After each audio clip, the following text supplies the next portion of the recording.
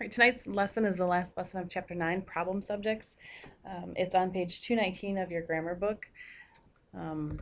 We did lesson 9.4 in class, so this is just over 9.5.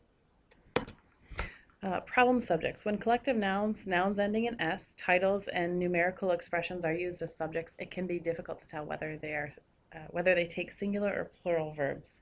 So we're going to look at each one of those. The first one we'll look at will be the collective nouns.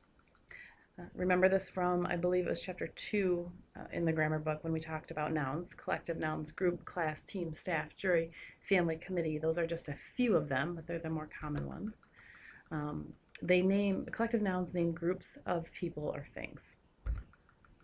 So many collective nouns can take singular or plural verbs depending on how they are used. Just like with any sentence, you need to read the entire sentence and think about what it's actually saying. So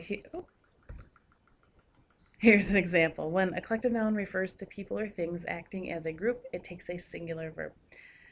So the choir performs each year in the talent show. We are talking about a choir as a group.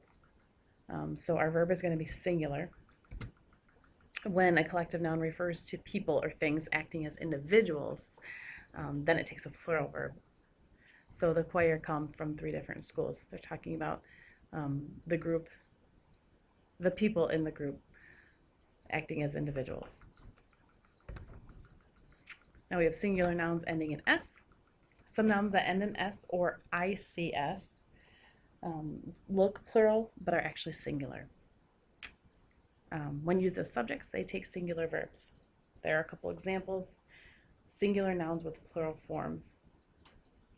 Measles, news, politics, mathematics, physics, economics, ceramics, molasses.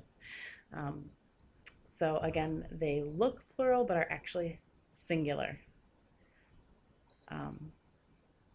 And they look plural because they have an S at the end or the ICS. Politics attracts people with strong leadership qualities. We're talking about it as a noun, as a singular thing.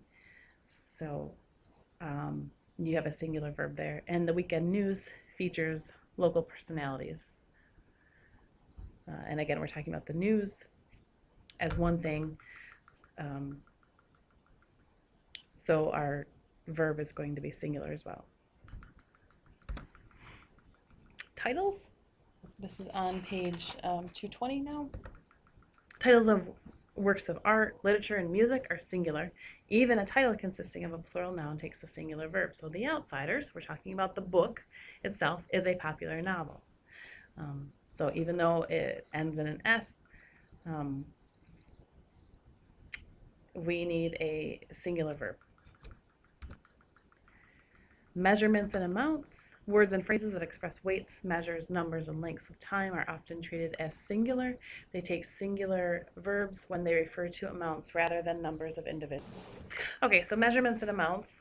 If you have a measurement, 3 cups, or talking about 40 miles, 3 pounds is the correct weight. Again, it says they're often treated as singular, so they need singular verbs. And then for amounts, 2 hours or $8, 5 hours is a long time. Look at it as one thing, as a single thing. So you can see how all these things can be confusing because they do end in S, the measurements, amounts, sometimes titles. So let's practice now. Correct the problems with subject-verb agreement. So you're going to read over the 4